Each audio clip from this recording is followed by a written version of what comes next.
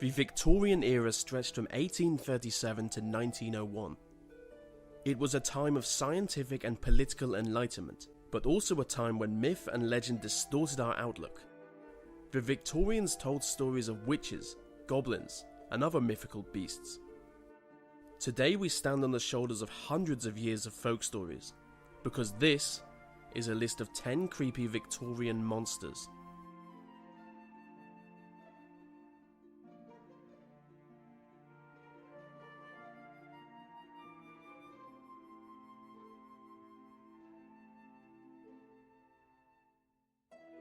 During the 19th century, stories of tree people started to emerge.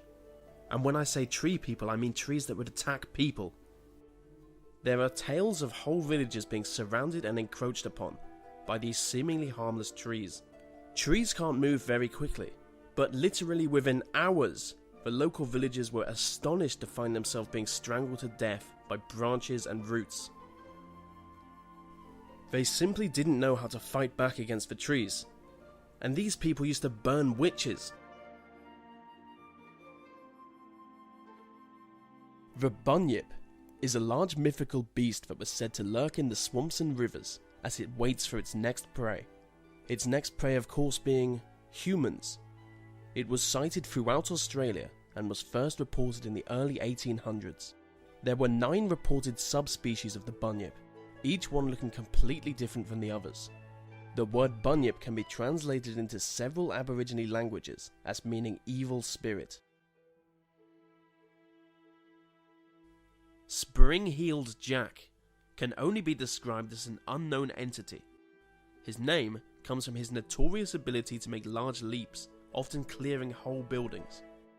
There are dozens of reports of him attacking people as they walk through the streets of London at night. He looked more like a man than anything else. He was tall and thin, but his eyes were like balls of fire, and his fingers were like metallic claws. Skeptics have used this description to dismiss recent reports, arguing that he sounds like most politicians. A gargoyle is a sprout engineered to redirect water away from the walls of a building, but the Gothic design of these features has led many to wonder if they aren't for another purpose.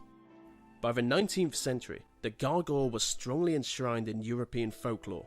People believed that at night, they would come to life and take on their true forms as demons and spirits. They would scale the walls of their buildings and attack anyone that came near. According to legend, gargoyles would lure humans into traps more easily than tree people, as their speech wasn't quite as wooden.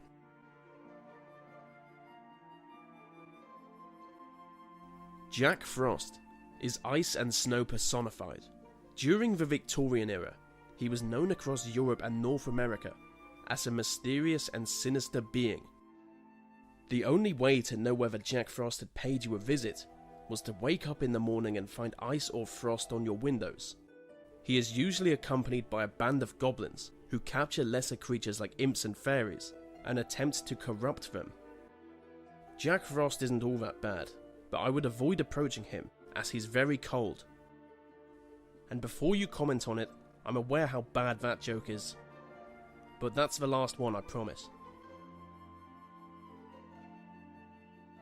A hag was a shape-shifting deity said to take on the appearance of an old woman who would attack humans as they sleep at night. According to English folklore, the hag would approach a sleeping victim and cause them to have nightmares. To this day, many people report encounters with the hag. These encounters can be dismissed as hallucinations, resulting from a condition known as old hag syndrome. Still, those affected live in constant fear of the hag. In the English county of Berkshire lies Windsor Park, a park that has long been associated with a spirit named Herne the Hunter. On cold nights, he appears at the base of Herne's Oak, the tree on which he was hanged to death. He can be seen riding through the shadowy woodland with his horse and owl, doing the one thing he knows how to: hunt. Local townsfolk warned their children, if you get close enough to Herne to see the antlers on his head, he will kill you.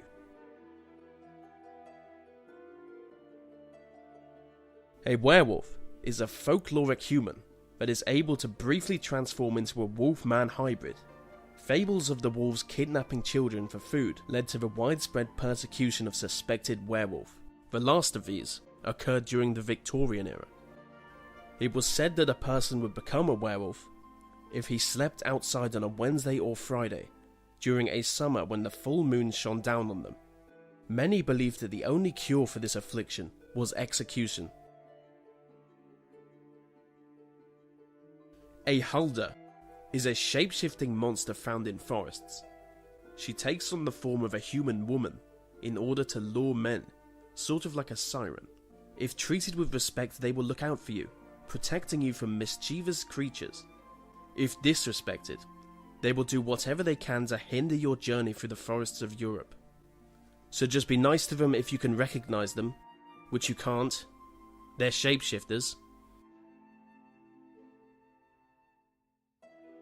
The Wandering Jew is a biblical character. As a legendary figure, his story spread to Europe in the 13th century, but it lived on into the Victorian era. He was a man who taunted Jesus on the way to and during his crucifixion, and as a penalty for this, he was cursed to walk the earth until the second coming. They say that wandering the world aimlessly while being plagued by visions of a crucifixion is enough to turn any man into a monster.